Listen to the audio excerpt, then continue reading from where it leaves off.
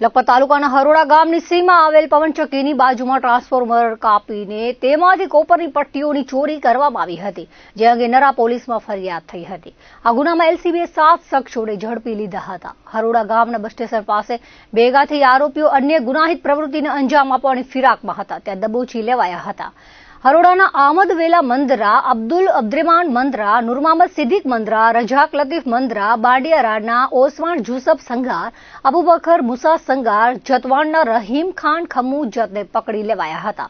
જ્યારે બાંડિયારાના સુલેમાન સંગાર, હરોડાના ઇસ્માઇલ અલી મોહમ્મદ મંદરા, રશીદ મુબારક મંદરા, આલમ નૂર મોહમ્મદ મંદરા અને ભુજનો સમીર કુંભારને નામ ખુલ્યા છે.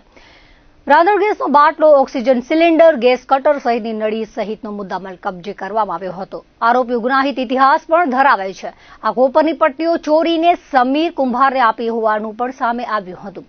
આરોપીઓને નરા પોલીસના હવાલે કરવામાં આવ્યા હતા.